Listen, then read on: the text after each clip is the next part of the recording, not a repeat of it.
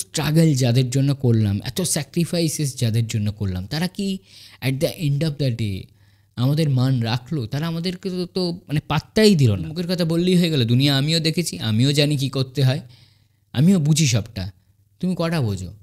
তুমি একা দুনিয়া দেখেছো, আমি আর দেখিনি, আমি বড় হইনি, ডিসিশান আমি নিতে পারি না। মানে তারা আজকের দুনিয়াটা দেখেনি, তারা তাদের সেই পুরনো ধ্যান ধারণা নিয়ে আমাদেরকে নতুনভাবে মানে বোঝাতে চেষ্টা করছে যে আমাদেরকেও সেই পুরনো ইডিওলজির ভিতরে চলতে হবে, আমাদেরকেও তাদের ডিসিশানগুলোকে মেনে নিতে হবে জোরপূর্বক, যেটা আমাদের মন নেই তা সত্ত্বেও মেনে নিতে হবে। আমার প্রবলেমটা কোথায় হচ্ছে, কেন তারা আমাকে ওই কাজটা করতে বারণ করছে? তারা ভাবছে যে আমরা তো বড় হচ্ছি, আমরা দুনিয়া দেখছি, আমরা জানি কোনটা ভালো। সেই বোধটা তোমার ভিতর যখন আসবে, তখন তুমি বুঝতে পারবে যে তুমি আজ কতটা ভুল করছিলে, তারা কত কষ্ট করে তোমাকে সেই জায়গায় টেনে ধরে রাখ। আপনি যদি পরমাত্মায় বিশ্বাস করে থাকেন, আপনি যদি ঈশ্বরে বিশ্বাস করে থাকেন, ঈশ্বর আল্লাহ যেই হোক না কেন, যদি সেই অভিন্ন শক্তিকে বিশ্বাস করে থাকেন। নমস্কার, কেমন আছেন সবাই? আশা করছি সবাই খুব খুব খুব ভালো আছেন। আজকের আমাদের বিষয়বস্তুটা হলো খুবই সাধারণ, প্রতিটা ঘরের বিষয়, কিন্তু প্রতিটা ঘরের একটা মানে ইম্পর্ট্যান্ট সমস্যা। দ্যাট ইজ, আমরা প্রতিটা মুহূর্তে ভাবি আমাদের ছোটরা বা ফ্যামিলিতে আমাদের থেকে যারা ছোট আছে তাদের প্রতি আমাদের বাবা মায়েরা হোক বা আমাদের গুরুজনেরা হোক খুবই বিরক্ত। একটা সিঙ্গেল কারণ, সেটা হলো কেন তারা বাবা মায়ের কথা খুব ইম্পর্টেন্টলি বা বাবা মায়ের কথাকে খুব ইম্পর্টেন্স দিয়ে শুনছে না।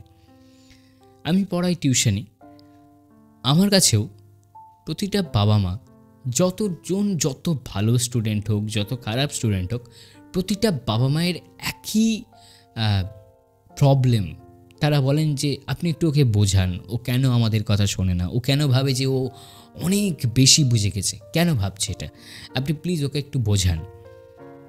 তো আমি তাদেরকে যেটা বলি সেটা হলো যে আজ তুমি তোমার বাবা মায়ের কথা শুনছো না, আজ তুমি তোমার দাদু দিদার কথা শুনছো না, কাকা কাকিমার কথা শুনছো না, তোমার টিচারদের কথা শুনছো না। তুমি ভাবছো তুমি বোধহয় সব ঠিক করছো। তোমার বয়সে আমারও সেই একই কথাই মনে হতো, কিন্তু at the end of the day যখন তুমি বড় হবে, যখন তুমি ক্লাস 10 বা 12 পাস করবে, তখন তুমি তোমার জীবনটাকে আস্তে আস্তে বুঝতে পারবে। যখন তুমি গ্র্যাজুয়েশন কমপ্লিট করবে বা কোনো সার্ভিসের ভিতরে ঢুকবে, চাকরি হোক, বিজনেস হোক, কোনো আর্নিং সোর্সের ভিতরে ঢুকবে, তখন বুঝতে পারবে যে আজকের ডিসিশানটা কতটা ভুল ছিল। তুমি তোমার দৃষ্টি দিয়ে দেখছো, তুমি তোমার ওই ছোট্ট জায়গা দিয়ে দেখছো, তাই বুঝতে পারছো না। যখন তুমি তাদের অ্যাঙ্গেল থেকে, তাদের পয়েন্ট অফ ভিউ থেকে দেখা বুঝতে পারবে বা দেখতে চেষ্টা করবে, সেই বোধটা তোমার ভিতর যখন আসবে, তখন তুমি বুঝতে পারবে যে তুমি আজ কতটা ভুল করছিলে, তারা কত কষ্ট করে তোমাকে সেই জায়গায় টেনে ধরে রাখছিলেন। তো এটা অনেককে বোঝাই, অনেকে বোঝে, অনেকে বোঝে না। তো বিষয় হলো কেন তারা এটা বোঝে না, তাদের সমস্যাটা কোথায় হয়? সমস্যাটা তাদের নেই। অনেক কলেজে পড়া ছেলেপিলে বা মাস্টার ডিগ্রি কমপ্লিট হয়ে গেছে, তাও তারা বুঝতে পারছে না যে বাবা মায়ের প্রবলেমটা কোথায় হচ্ছে, কেন তারা আমাকে ওই কাজটা করতে বারণ করছে। তারা ভাবছে যে আমরা তো বড় হচ্ছি, আমরা দুনিয়া দেখছি, আমরা জানি কোনটা ভালো। কিন্তু অ্যাকচুয়াল কথা হলো, প্রতিটা বাবা মাই প্রথম অংশে বা প্রতিটা গুরুজনই প্রথম অংশে আমাদেরকে খুব কামলি, খুব শান্তভাবে বোঝানোর চেষ্টা করেন যে আমরা কোন ভুলটা করছি। আর আমরা ঠিক সেই বিষয়টাকেই অ্যাভয়েড করে চলে যাই, সেই বিষয়টাকে বুঝতে চেষ্টা করি না যে কোন ভুলটা করছি। আমরা ভাবি তারা ভুল বলছে, তারা পুরনো দিনের মানুষ, তারা জানে না কি করতে হয়, তারা জানে না, তারা দুনিয়া দেখেনি, মানে তারা আজকের দুনিয়াটা দেখেনি, তারা তাদের সেই পুরনো ধ্যান ধারণা নিয়ে আমাদেরকে নতুনভাবে মানে বোঝাতে চেষ্টা করছে যে আমাদেরকেও সেই পুরনো ইডিওলজির ভিতরে চলতে হবে, আমাদেরকেও তাদের ডিসিশানগুলোকে মেনে নিতে হবে জোরপূর্বক, যেটা আমাদের মন নেই তা সত্ত্বেও মেনে নিতে হবে।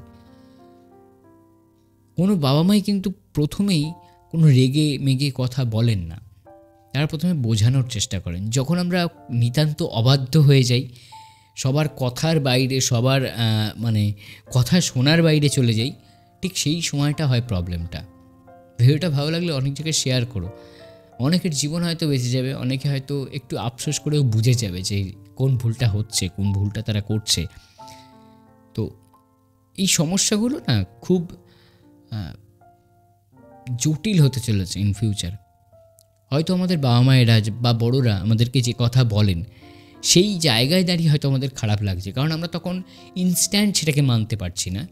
কিন্তু যদি একবার মানতে শুরু করি বা সেটার উপরে সেই ডিসিশানটাকে রেসপেক্ট করে ডিসিশানের অ্যাকর্ডিংলি চলতে শুরু করি, তাহলে কিছুদিন পর হলেও আমরা সেই বিষয়টাকে, সেই জিনিসটাকে মানতে পারবো।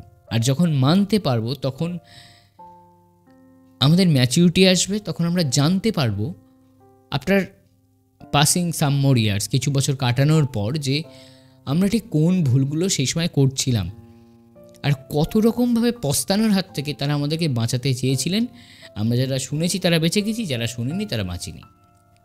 এটা আমরা তখন বুঝতে পারবো, বাট এখন কিন্তু কিচ্ছু বুঝতে পারবো না, এখন কোনো আইডিয়াই করতে পারবো না। এখন আমাদের মনে হবেই যে তারা ভুল বলছে, তারা মানধাতা আমলের লোক, মানধাতা আমলের চিন্তাভাবনা নিয়ে এখনও পড়ে আছে।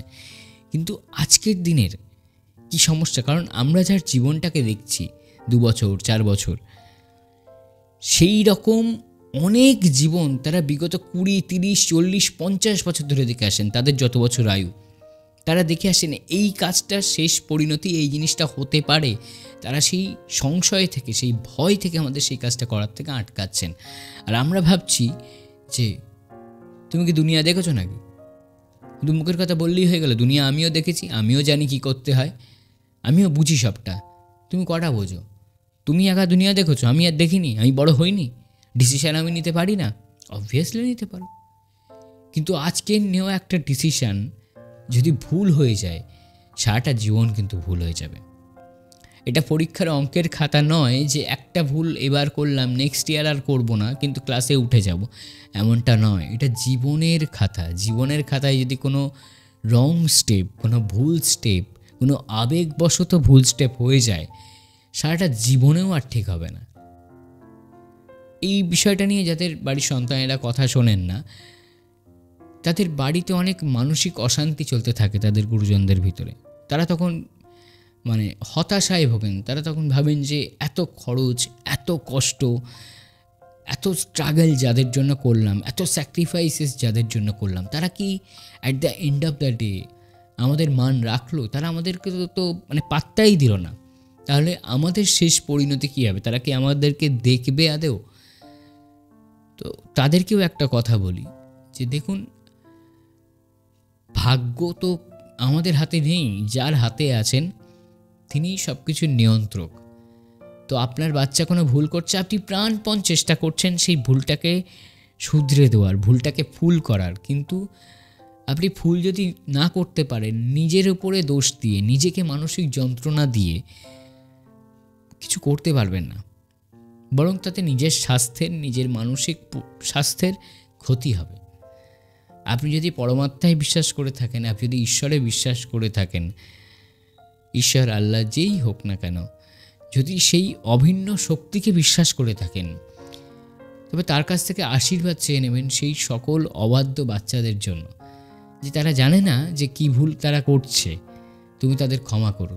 ঠিক যেমন যীশুখ্রিস্ট চেয়ে নিয়েছিলেন তার গডের কাছ থেকে, যখন তাকে ওইভাবে ক্রুশে বিদ্ধ করা হচ্ছিল, যে ঈশ্বর, এদেরকে ক্ষমা করো, এরা জানে না এরা কি ভুল করছে, এরা অজ্ঞ।